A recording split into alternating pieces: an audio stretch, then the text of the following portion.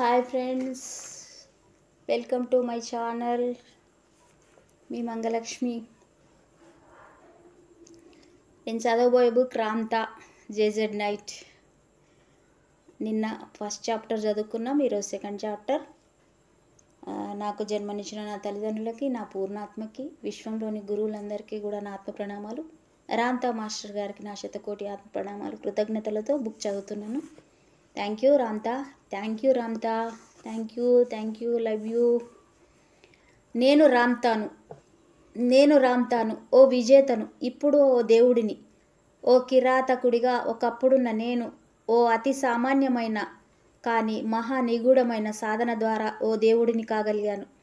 నేర్చుకున్న నా జ్ఞానాన్నే మీకు నేర్పిస్తాను. నేను రామాను, ఆ రాముడిని. అప్పటి పురాతన భాషలో ఆ మాటకు అర్థం దైవమని. ఓ తండ్రికి పుత్రుడిగా, ఓ తల్లి గర్భంలో జన్మించి భూతలం నుంచి అధిరోహించిన మొట్టమొదటి వాడిని. హిందువుల ఆరాధ్య దైవమైన శ్రీరాముడిని నేనే. ఏ గురువుల బోధనల వల్ల కాకుండా సర్వస్వంలోనూ జీవిస్తూ ఉన్న ఆ దైవాన్ని గ్రహించడం ద్వారా అధిరోహించే విద్యను నేనే స్వయంగా నేర్చుకున్నాను. ఈర్ష్యా ద్వేషాలతో సంహరిస్తూ, జయిస్తూ, శాసిస్తూ ముక్తి పొందిన వాడిని కూడా నేనే. ఈ భూతలానికి తెలిసిన తొలి విజేతను నేనే. నా దండయాత్ర 63 సంవత్సరాల పాటు సాగింది. భూమిలో 35 భాగాన్ని ఆక్రమించినప్పటికీ నా విజయాల్లో అతి గొప్ప విజయం నన్ను జయించడమే. ఆత్మప్రేమికుడిగా జీవిత సర్వస్వాన్ని హక్కున చేర్చుకున్న నేను శ్వాసను అధిరోహించే శాశ్వతత్వాన్ని అందుకున్నాను. ఇండస్ పర్వతాలకు ఈశాన్య దిశలోనూ మా ప్రాంతపు ప్రజల సమక్షంలోనే నా అధిరోహణం సంభవించింది. మీరు గణిస్తున్న కాలపు పద్ధతిలో చెప్పాలంటే 35,000 సంవత్సరాల క్రితం దక్షిణార్ధగోళంలో ప్రఖ్యాత రేవు నగరానికి లెమూరియా ప్రాంతం నుంచి వలస వచ్చి ఓనాయి మురికివాడల్లో అజ్ఞానంలో, నిస్పృహలో త్రేళ్లుతూ ఉన్న ఓ దౌర్భాగ్యపు జంటకు నేను జన్మించాను. అట్లేషియా ఖండం నాశనమైపోయి సముద్రంలో కలిసిపోయిన చివరి 100 సంవత్సరాలు అనబడే కాలానికి ముందు. అప్పటి కాలపు నాగరికతలో అట్లేషియా ప్రజలు మహా మేధావంతులై గొప్ప వైజ్ఞానిక శాస్త్రీయ దృక్పథాన్ని కలిగి ఉండేవారు. ఇప్పటి మీ వైజ్ఞానిక సాంకేతికత కన్నా గొప్ప వైజ్ఞానికత అప్పుడు ఉండేది. కాంతి పరిజ్ఞానాన్ని వాళ్ళు అర్థం చేసుకుని కాంతి సిద్ధాంతాలను వినియోగంలోకి తెచ్చుకోగలిగారు. కాంతిని శక్తిగా పరివర్తనం చేసే సాంకేతికత వారికి ఉండేది. కాంతి మీద పయనించే విశ్వాంతర నౌకలను కూడా గ్రహాంతర వాసుల సాంకేతిక సహకారంతో వాళ్ళు నిర్మించేవాళ్ళు. ఎంతో గొప్పగా ఆ నౌకలు ఉండకపోయినప్పటికీ ఎంతో సౌలభ్యంతో అవి రోదసీయానాలను చేయగలిగేవి. వైజ్ఞానిక సాంకేతికత్వాలలో వాళ్లకున్న అభినివేశం వల్ల వాళ్ళు మేధస్సును ఎంతో ఆరాధించేవాళ్ళు. అందువల్ల సాంకేతిక పరిజ్ఞానమే అట్లేషియన్ల మతమైంది. లెమూరియన్స్, అట్లేషియన్స్ పూర్తిగా విభిన్నమైన వాళ్ళు. వాళ్ళు సాంఘిక వ్యవస్థ ఆలోచనలను స్వీకరించే పద్ధతిలో నిర్మితమైంది. వాళ్ళది ఆధ్యాత్మిక ఔన్నత్యమే తప్ప సాంకేతిక అభివృద్ధి పదం కాదు. దృగ్గోచరం కాని మహోన్నత ఆధ్యాత్మిక విలువలను మా పూర్వీకులు గ్రహించగలిగారు.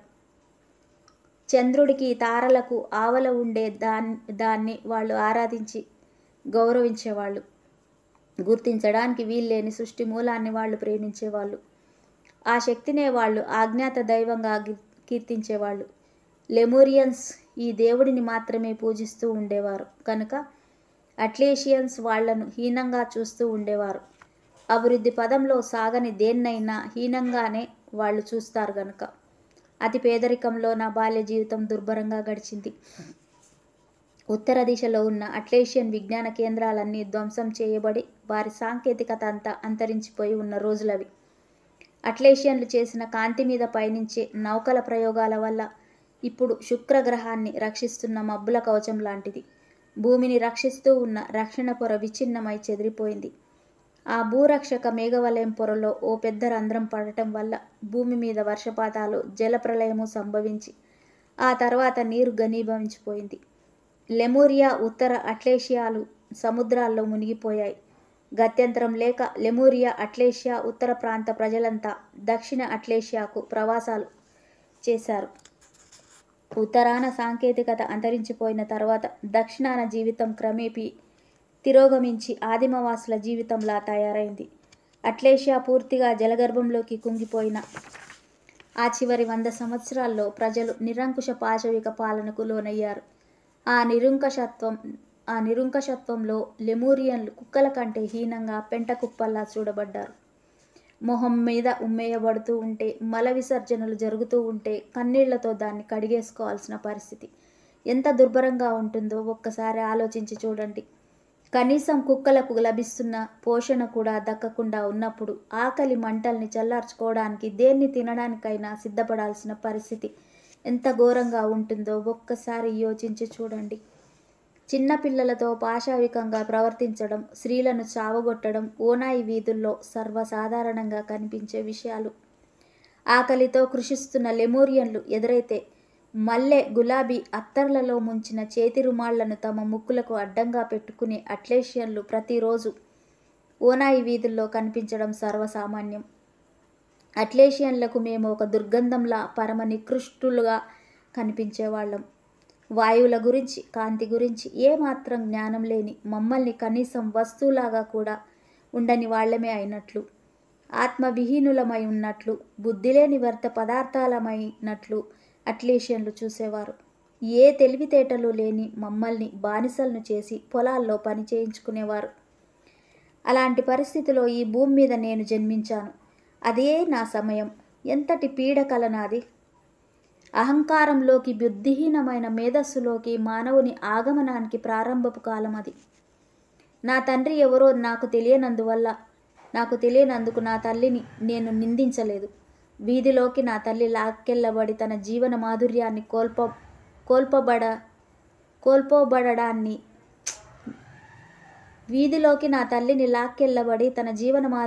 కోల్పోబడడాన్ని నా బాల్యంలోనే నేను సాక్షిగా గమనించాను. ఆ తర్వాత ఆమె గర్భంలో పెరుగుతున్న శిశువుని గమనించాను.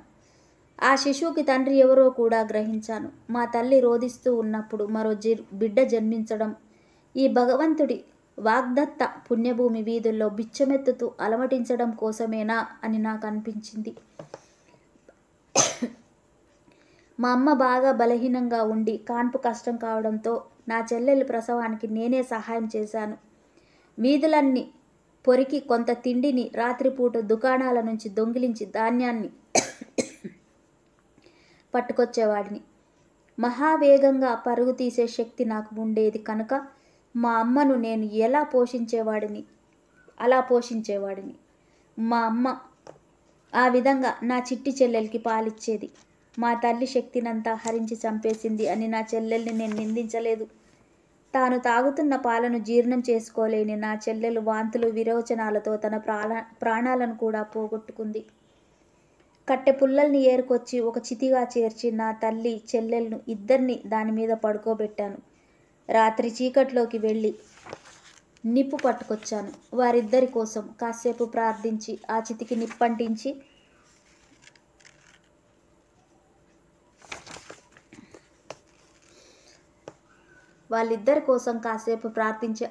నిప్పంటించి అది త్వరగా మండేలా చూశాను. శవాలు కాలుతున్న వాసన వస్తే అట్లేషియన్లు లేచి వచ్చి శవాలను లాగి ఎడారిలోకి విసిరి పారేస్తారేమో, నక్కలు వాటిని పీక్కు తింటాయేమో అని భయపడ్డాను.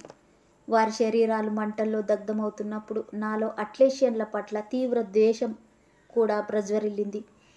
ఒక విషపూరిత సర్పంలాగా నేను తయారయ్యాను. ఓ చిన్న బాలుడినే అయినా. చితి మంటల్లోంచి వస్తున్న శవాలు కాలుతున్న వాసన, దట్టమైన పొగ లోయనంతా నింపుతున్న ఆ సమయంలో మా అజ్ఞాత దైవం గురించి నా ఆలోచనలు సాగాయి. అంత గొప్ప దేవుడు ఇంత అన్యాయం ఎలా చేస్తున్నాడో నాకు అర్థం కావటం లేదు. మమ్మల్ని ద్వేషిస్తున్న ఆ కిరాతకుల్ని ఆ దేవుడు ఎందుకు సృష్టిస్తున్నాడో అర్థం కావటం లేదు.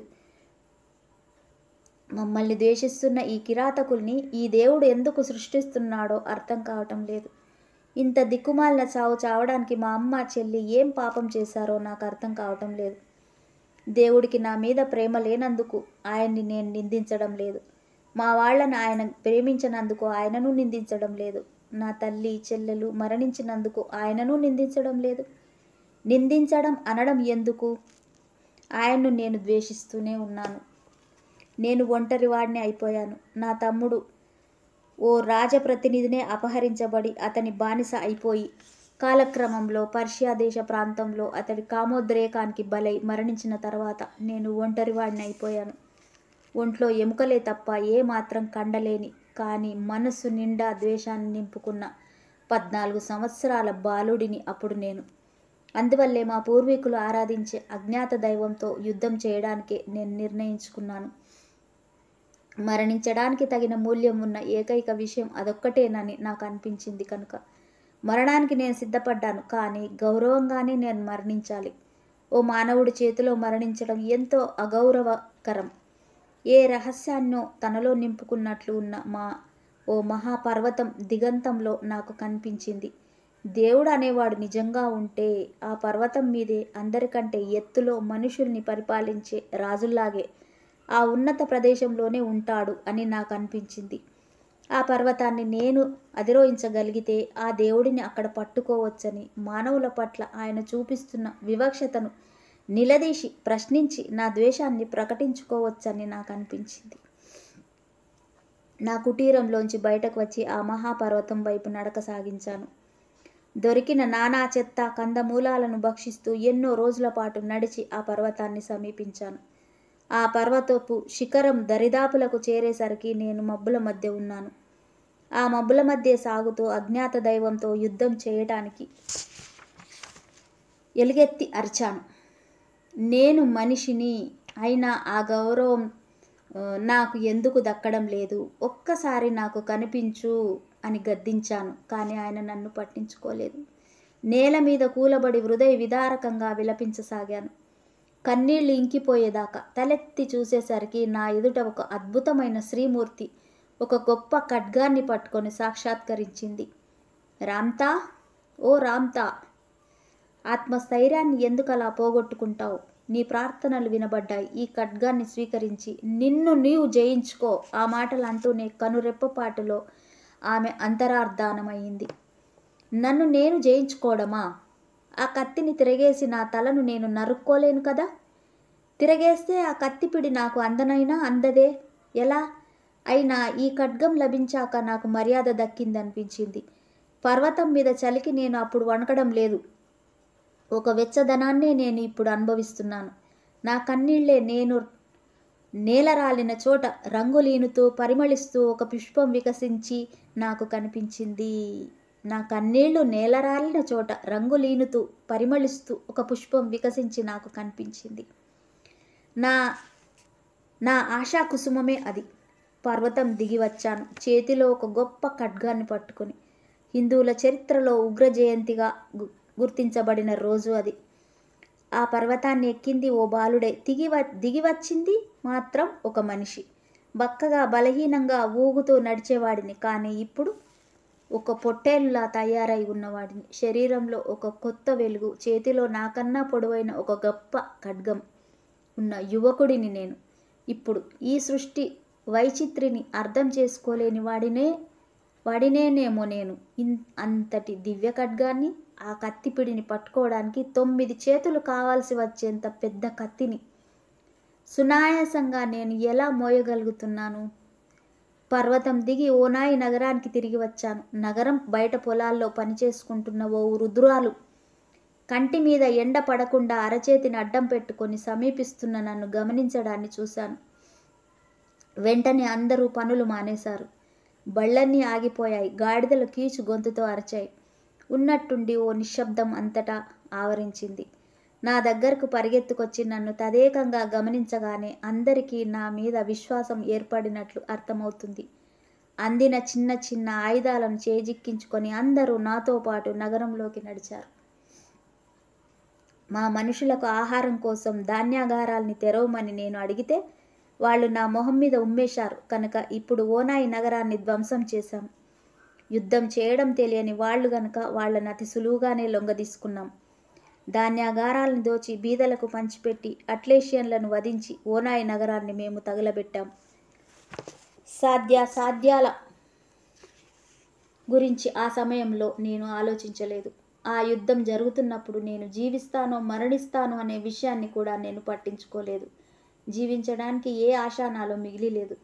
వధలు దహనాలు పూర్తయ్యాక కూడా నాలో వేదన అంతం కాలేదు. నా ద్వేషం చల్లారలేదు. మనుషుల నుంచి పారిపోయి కొండల్లో దాక్కోవాలనుకున్నాను. అయినా నన్ను వాళ్ళు వదిలిపెట్టడం లేదు. శాపనార్థాలు పెడుతున్నా, రాళ్లతో కొట్టి తరుముతున్నా, వాళ్ల మీద ఉమ్మేస్తున్నా నన్ను అనుసరిస్తూనే ఉన్నారు. రామ్ రామ్ రామ్ రామ్ అని జపిస్తూ వ్యవసాయపు పనిముట్లను, ధాన్యాన్ని ఎత్తుకొని గొర్రెల్ని, మేకల్ని తోలుకుంటూ నా వెంటే ప్రజలందరూ వస్తున్నారు. నన్ను ఒంటరిగా ఉండనివ్వండని నేను అరుస్తున్నా, ఇళ్లకు వెళ్ళిపోమ్మని కేకలు పెడుతున్నా వాళ్లకు ఇళ్ళు ఎక్కడున్నాయి? ఇప్పుడు నేనే వాళ్లకు ఆశ్రయం. నన్ను అనుసరించడానికే వాళ్ళందరూ పట్టుబడుతున్నారు. కనుక ఆత్మలు లేని ఆ మనుషులందరినీ పోగు చేశాను. వాళ్లే నా సైన్యం అయ్యారు, నా మనుషులయ్యారు. వాళ్ళు సైన్యం ఎలా కాగలరు? ఏది ఏమైనా ఆ మనుషులతోనే నా సైన్యం తయారైంది. అలా దాదాపుగా 10,000 మంది నా సైన్యంగా తయారయ్యారు. అప్పటినుంచి నిరంకుశత్వాన్ని రూపుమాపడానికి మా జాతి రంగు ప్రజలే గౌరవనీయులుగా తయారవ్వడానికి మా ఉద్యమం ప్రారంభమైంది. మేము ఆక్రమించుకున్న ప్రదేశాల నుంచి, మా యుద్ధాల వల్ల మేము దాటి వెళ్ళిన భూముల నుంచి, మేము చెరవిడిపించిన ప్రజల నుంచి క్రమేపీ మా సైన్యం పెరిగింది. రామదండు మహాబలీయమైంది. ఆ తర్వాత 10 సంవత్సరాల్లోనూ నేను ఓ పూనకం పట్టిన మనిషిని, నిరంకుశత్వాన్ని నిరసిస్తున్న ఓ కిరాతకుడిని, మానవ ద్వేషంతో చావుకు సిద్ధపడే యుద్ధాలు చేసేవాడిని. మా వాళ్ళెందరికో ఉన్న చావు భయం నాకు లేదు. ఎలాగూ మరణించాలని నేను కోరుకుంటున్నాను, కానీ గౌరవప్రదంగా. ఎంత బాగా చెప్పారు చూడండి ఫ్రెండ్స్. ఎలాగూ మరణించాలని ఉంది, కోరుకుంటున్నాను, కానీ చావు కూడా గౌరవప్రదంగా ఉండాలని చెప్తున్నారు. కనుక నాకు భయం తెలియదు, ద్వేషం మాత్రమే తెలుసు నాకు. ఓ దండయాత్రను ముందుండి నడుపుతున్నప్పుడు, నీ కుడి ఎడమల్లో ఏ తోడు లేనప్పుడు ఓ మొండి వెర్రి తెగింపే నీకు ఉండి తీరాలి. అలాంటి మనిషి ఓ బలీయమైన ద్వేషంతోనే నిండి ఉండి తీరాలి. ఓ శత్రువు చేతిలో నా మరణం దర్శించి తీరాల్సిన విశేషమే అవుతుంది. ఓ వీర మరణాన్ని వాళ్ళు నాకు అందించగలిగితే, అందువల్లే మహాబలవంతులతోనే నేను యుద్ధానికి దిగేవాడిని. కానీ మీకు తెలిసే ఉంటుంది, భయం లేనప్పుడు సంప్రాప్తించేది విజయమేనని. కనుక విజయాలే నాకు ప్రాప్తించాయి. నేను ఓ గొప్ప విజేతనయ్యాను. నాకు ముందు నిరంకుశులు మాత్రమే ఉండేవారు, విజేతలు లేరు. నేను యుద్ధాలను సృష్టించాను. ఈ భూతలంలో తొలి విజేతను నేను. నా ప్రాభవం ఏర్పడటానికి ముందు అట్లేషియన్ల దురహంకారాన్ని ఎదిరించిన వాళ్లే లేరు. ఆ పోరాటాన్ని నేను ఇప్పుడు సృష్టించాను. నా కోపం వల్ల, ద్వేషం వల్ల, గౌరవ మర్యాదల్ని, ఔన్నత్యాన్ని ఆశించడం వల్ల నేను ఒక గొప్ప వ్యక్తిని కాగలిగాను. కథానాయకుడు అంటే ఎవరో మీకు తెలుసు కదా. నేనే నిజంగా ఓ కథానాయకుడిని. జీవితాన్ని పరిరక్షించి చెడును నిర్జించేవాడే కథానాయకుడు. కానీ ఆ కార్యాచరణలో తాను కూడా ఓ తప్పే చేస్తున్నాను అని ఆ కథానాయకుడు గ్రహించలేడు. నిరంకుశత్వపు సర్వస్వరూపాలతోనూ యుద్ధాన్ని సంకల్పించిన నేను కూడా స్వయంగా ఒక నిరంకుశుడిగానే తయారయ్యాను చివరికి. ఓ మూర్ఖపు మనిషిని నేను, ఓ మందబుద్ధినే నేను, ఓ కిరాతకుడినే నేను, ఓ వికట స్వభావుడినే నేను. 10 ఏళ్ల పాటు అమాయకులపైనే నేను దండెత్తుతూ, ఊచకోతలు కోస్తూ, పొలాలను తగలబెడుతూ సాగాను. ఓ కత్తి నాలో దిగబడేంత వరకు ఆ కత్తిని వాళ్ళు నా శరీరంలోనే ఉంటే బాగుండేదేమో. కానీ రక్తస్రావంతో ఖచ్చితంగా నేను మరణించాలని సంకల్పించి ఆ కత్తిని నా శరీరంలోంచి లాగేసి వెళ్ళారు నన్ను పొడిచిన వాళ్ళు. నా జీవిత సారం నా గాయం నుంచి ధారగా స్రవిస్తూ హిమం లాంటి పాలరాతి నేల మీద ప్రవహిస్తూ ఉన్నప్పుడు, ఏ లోపము ఉన్నట్లు కనిపించని ఆ సమతలంలో రక్త ప్రవాహం ఓ చీలికను గుర్తించి అందులోకి ఇంకిపోసాగింది. ఆ చల్లని పాలరాతి నేల మీద నేను కుప్పకూలి నా దేహం నుంచి ఉబికి వస్తున్న రుధిరాన్ని గమనిస్తూ ఉన్న ఆ సమయంలో ఓ మాట వినిపించింది. లే అని, లేచి నిలబడు అని. నెమ్మదిగా తలపైకెత్తి చేతులు చాచి నేలపై ఆనించాను. బలవంతంగా శరీరాన్ని పైకి లేపి మోకాళ్లను ముందుకు సాగనిచ్చాను. తల బాగా పైకి లేచాక నా ఎడమకాలు నేల మీద గట్టిగా నిలదొక్కున్నాను. తర్వాత నా శక్తినంతా కూడగట్టుకొని ఓ చేతిని మోకాలి చిప్ప మీద ఊతంగా ఆంచి, మరో పిడికిల్ని స్రవిస్తున్న గాయం మీద అదిమి పెట్టుకొని మెల్లిగా లేచి నించున్నాను. నోట్లోంచి రక్తం స్రవిస్తూ చేతివేళ్ల మధ్య నుంచి రక్తం కారి నా కాళ్ల మీదుగా జారుతూ ఉన్నప్పుడు, నేను అలా లేచి నించోగానే నా శత్రువులు దిగ్భ్రమ చెంది నన్ను మృత్యుంజయుడిగా నిర్ధారించుకొని అక్కడి నుంచి పారిపోయారు. మా సైనికులు ఆ నగరాన్ని ఆక్రమించి దగ్ధం చేసి నేలమట్టం చేసేశారు. నన్ను పైకి లేపడానికి, జీవించడానికి స్ఫూర్తినిచ్చిన ఆ కంఠస్వరాన్ని నేను ఎప్పటికీ మర్చిపోలేను. ఆ మాటలను అన్న వ్యక్తిని గుర్తించడం కోసం ఆ తర్వాత ఎన్నో సంవత్సరాలు నేను అన్వేషించాను.